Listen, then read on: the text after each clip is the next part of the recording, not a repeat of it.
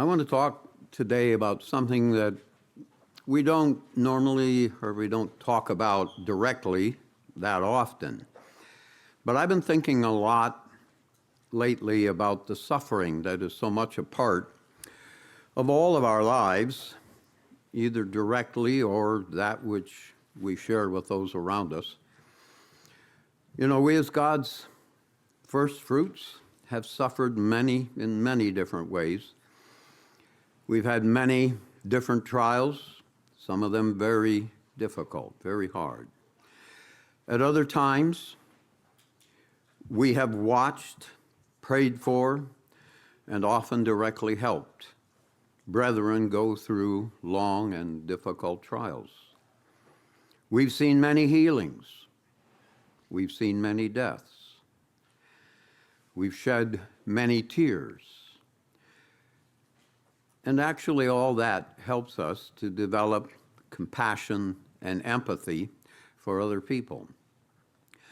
You know that I've often said that everything we experience in this life is part of our training for our place in God's family, where we will be helping countless people. You know, many times I've also said that, during the millennium and the white throne judgment, no one will be able to come up to us and say, "But you don't understand. How could you understand?" They won't be able to say that without us replying, "Oh, but I do understand." Let me tell you what I experienced and how God helped me through it and how he blessed me because of it. So suffering actually helps us grow all the fruits of God's Spirit. And that's an important part of our lives as God's first fruits. It's an important reason for the difficulties and the trials that we go through. But it's not the only reason. There are others, and I want to look at one of those others with you this morning. If you look at Hebrews chapter 5, we'll start there anyway. Hebrews 5.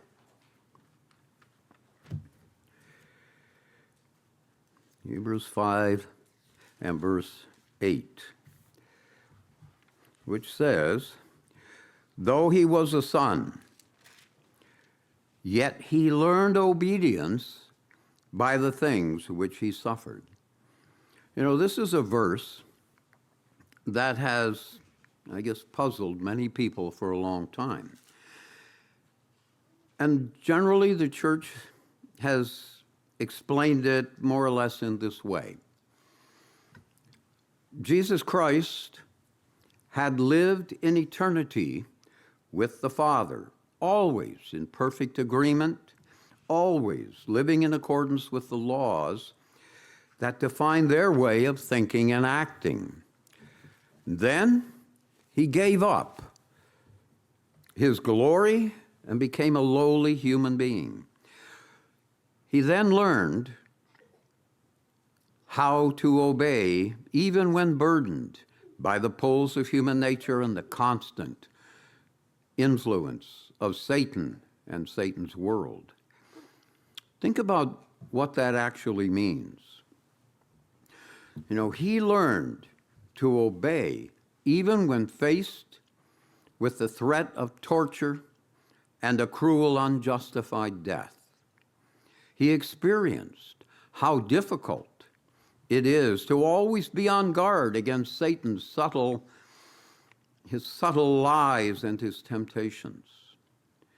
He learned how difficult it is to have people lie about you, attack your character and your motives, and to reject you, to turn their backs on you and walk away from you, having nothing more to do with you. Yes, those are some of the things that Jesus experienced and learned from while struggling as a human being, having to constantly control the same twisted human nature that we all have and at the same time stand up to the constant pressure of Satan, just to do one little thing different from what the Father desires. He experienced firsthand the things that, we go through in this life. And all of that is correct, and yet there's even more to the story. Because from the moment that Adam and Eve sinned by deciding to follow Satan and his way of selfishness, God has suffered. He saw his advice, his directions, his commandments, which are the way to all that is good, be rejected and disobeyed. When Adam and Eve sinned by obeying and following Satan, God knew that man's life from then on would be filled with unspeakable suffering, misery, and death. Suffering that our father and our elder brother would have to watch and allow until Christ would come as Savior to remove Satan and his influence. Think for a minute, brethren, about how we feel when someone close to us is suffering. For example, when a mate or a child is seriously ill, or when a family member or a close friend is suffering from an accident or an illness that could or will end in death. We've all experienced such suffering. But have you ever thought what it must be like for God, our Creator, our very parent, to have to watch every single human being suffer in the many ways that we do every second of every day? Is it any wonder that the first thing Jesus tells us to pray for is thy kingdom come? Thy kingdom come when all the suffering will end and God will be able to comfort all his children. I want to look at another verse that ties all this more directly to us and to an important thing that we are to be learning from what we suffer. And that's in 1 Peter chapter 4. It struck me when I saw this verse a few weeks ago, how much it parallels what's said in Hebrews. 1 Peter 4 and verse 1, excuse me. Therefore, since Christ suffered for us in the flesh, arm yourselves also with the same mind. For he who has suffered in the flesh has ceased from sin, that he no longer should live the rest of his time in the flesh for the lusts of men, but for the will of God. Think about what we're told here. If we are letting the mind of Jesus Christ that was in him be in us and lead us, the suffering that we see and personally experience will help us overcome and put sin out of our lives so that we, quote, no longer should live the rest of our time in this flesh for the lusts of men. That means according to the selfishness of human nature, but we will live for the will of God, that is, for God's way of serving and outgoing concern, living by his laws. So how does that happen? When we first experience suffering in our lives as a child, we're not just hurt. We're confused. Why me? What did I do? Why did they do that to me? That's not fair. You know, even as adults, that feeling of not being treated fairly can still trouble us. You know, before I was a teenager, my father told me that life is not fair and that's the way it's meant to be.